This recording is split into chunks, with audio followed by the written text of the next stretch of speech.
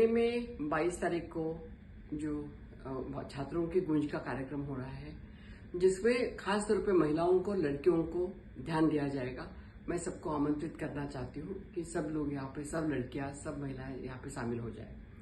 पुणे में ये प्रोग्राम होने का एक विशेष महत्व है। एक तो पुणे में जिजामाता, जो हमारे शिवाजी महाराज की माता जी थी, उन्होंने पहली बार काम शुरुआत किया शिवाजी महाराज का स्वराज्य निर्माण करने का, वो पुणे में किया था। दूसरी बात है सावित्रीबाई फुले।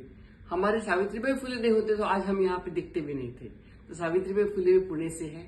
और तीसरी और इम्पोर्टेंट बात यह है, कांग्रेस में जब से सोनिया जी सक्रिय हुई तो पुणे जिला में भोर तालुका में उन्होंने बहुत बड़ा प्रोग्राम लिया था पहली बार, और वो हजारों लाखों महिलाएं वहां पे जमा हुई थी, और वो सोनिया जी का सबसे बड़ा महत्वपूर्ण कदम था। मुझे लगता है कि पुणे का एक ऐतिहासिक महत्व है, और पुणे में जो कि हम सब पले पड़े हैं, और पुणे की यूनिवर्सिटी, पुणे में बोलते कि जो पूना में है वो कहाँ नहीं है, ऐसे बोला जाता है। मुझे लगता है कि पुणे का प्रोग्राम राहुल जी को एक नई दिशा दे देगा, और राहुल जी उनको नई दिशा दे देंगे, क्योंकि राहुल जी को सब पसंद करते हैं। सबसे बड़ा प्रोग्राम तो हमारा पुणे में हो जाएगा। आपको सभी को सम्मिलित होने का सादर आमंत्रण। धन्यवाद। नमस्कार। पुणे सिर्फ एक शहर नहीं, बल्कि सामाजिक परिवर्तन और शिक्षा की क्रांति की धरती है। ये वह भूमि है जहां सावित्रीबाई फुले और ज्योतिबा फुले ने लड़कियों को और वंचित समाज के लिए शिक्षा और समानता के कई नई राह बनाए। अब उसी पुणे में 22 अगस्त को छात्रों की गूंज का आयोजन होने जा रहा है, और इस बार ये आवाज खास तौर पर हमारी बहनों और युवा छात्राओं की आवाज होगी। राहुल गांधी जी ने हमेशा छात्रों की आवाज को मजबूती से उठाया है। जब छात्र सड़क पर उतरे तो राहुल जी ने उनके साथ खड़े होकर उनकी आवाज सड़क से सदन तक पहुंचाने का काम किया।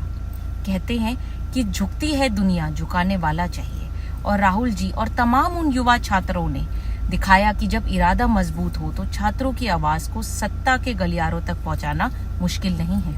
अब आपकी बारी है। देश की उन सभी छात्राओं की, युवा महिलाओं की, विद्यार्थियों से मेरी अपील है कि 22 अगस्त को पुणे में आइए, छात्रों की गूंज से जुड़िए और अपनी आवाज को बुलंद कीजिए।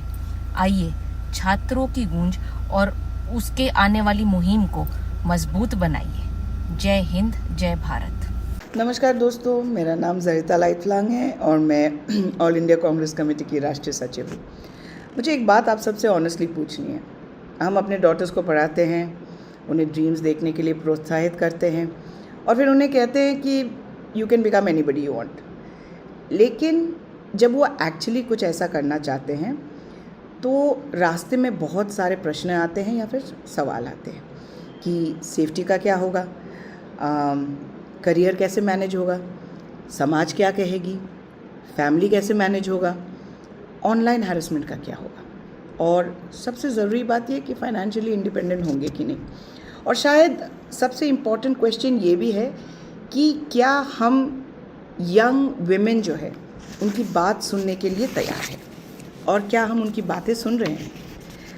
मुझे लगता है कि कॉन्वर्सेशंस जो है वो सिर्फ क्लासरूम्स तक सीमित नहीं रहनी चाहिए, और स्टूडेंट्स को अपने एक्सपीरियंसेस जो है, अपने क्वेश्चंस जो है, और अपने एस्पिरेशंस जो है वो ओपनली रखने के लिए एक प्लेटफॉर्म चाहिए और एक स्पेस चाहिए होती है।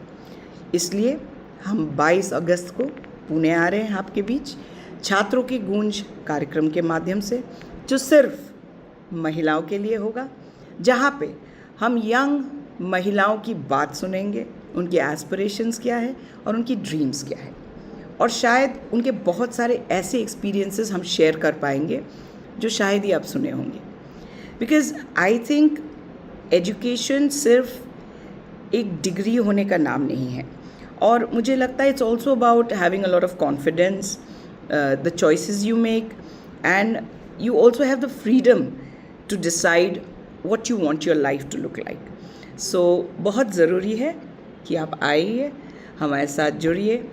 22 तारीख अगस्त को पुणे में हम आपसे मिलने के लिए तैयार हैं छात्र की गूंज के माध्यम से, और सभी महिलाओं को हम आमंत्रित करते हैं कि आइए, आपकी मन की बात हम सुनने आ रहे हैं। बहुत बहुत धन्यवाद। जय हिंद।